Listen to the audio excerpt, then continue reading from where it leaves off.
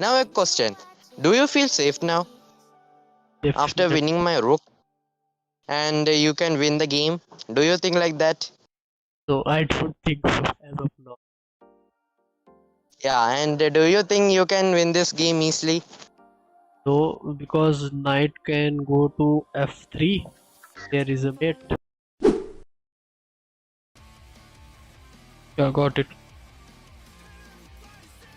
Yeah, okay. Okay, see, so we will play the same variation, okay? Okay. So Okay, you play. d4, Before e5. d4 and then d4. No, no, no. Uh, Okay, let's about this. We will play the uh, uh, uh, you have to think you are playing black and your opponent will play the fried liver. Okay, okay. okay, 1 minute. I I have to will play just as just like I'm playing in black. yeah. Okay. So I will say the most which you Yeah. counter the most, and you will have to play it as white. Okay, Okay. okay. Let me just send it once more.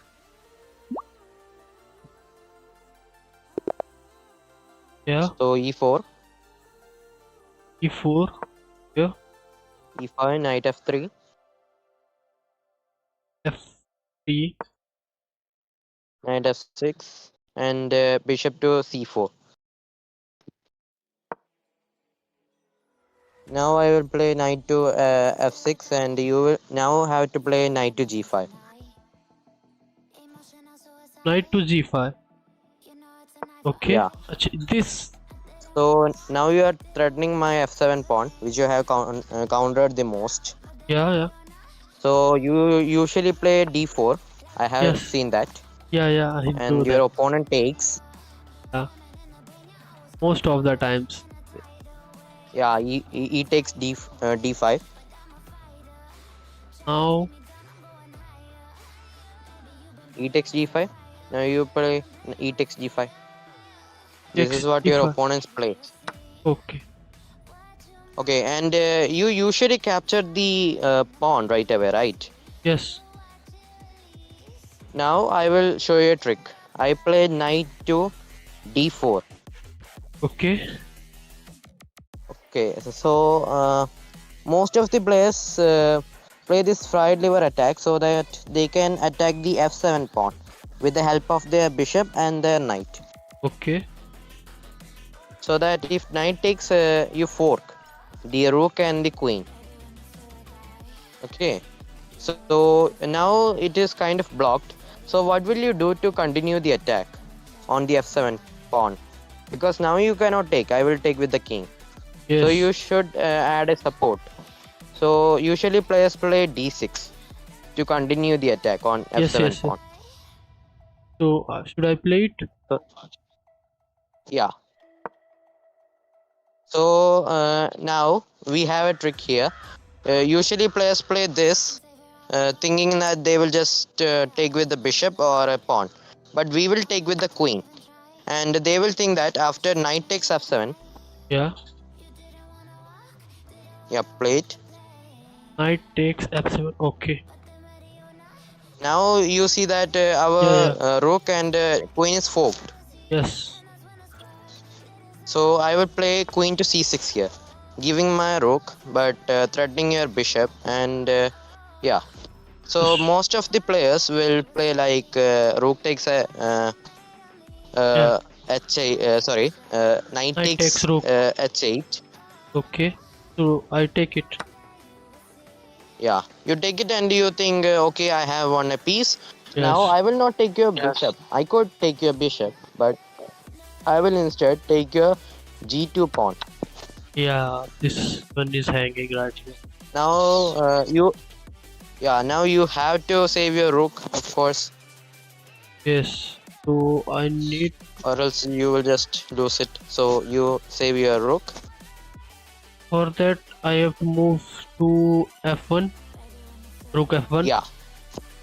Yeah, rook f1.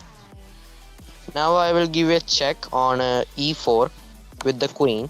Yes. Now notice, there are two moves actually you could block with. most of the players will see that if they block with the queen, they can the opponent can just take his queen with the knight. So most of the players will play bishop to e2. Bishop to e2. Okay. Yeah. Now a question: do you feel safe now after Definitely. winning my rook, and you can win the game? Do you think like that? So I don't think so as of now. Yeah. And do you think you can win this game easily? So because knight can go to f3, there is a mate.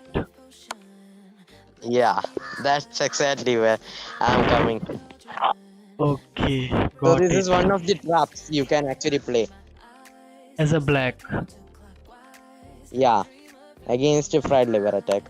I have seen you at the, let's say, at move like, yeah, Most on of the move. time at starting e4, after the e4 I play d4.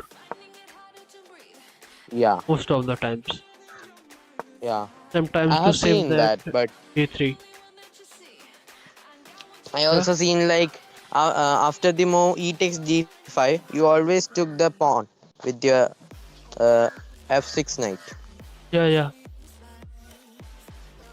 So that is one of the blunders, I could say, Okay, so I because need to after keep threatening. let's, yeah, after d4 e takes d4, and let's say if you take, there is actually a good move.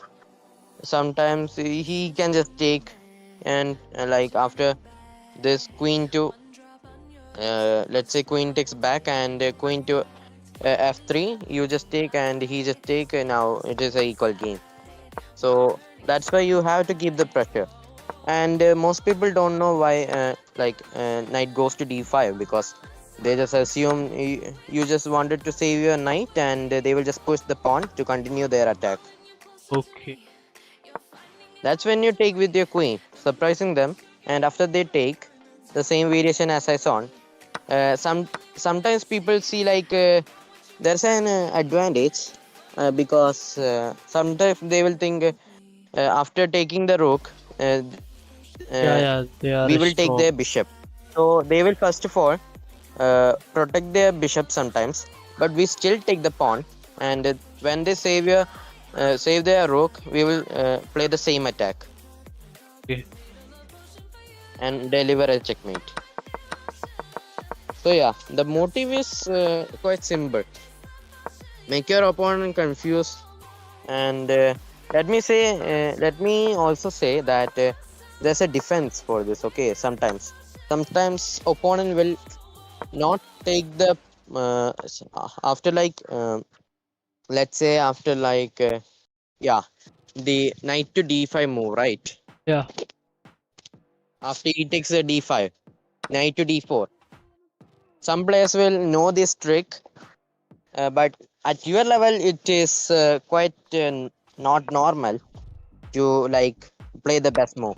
The best move for white chess, c3.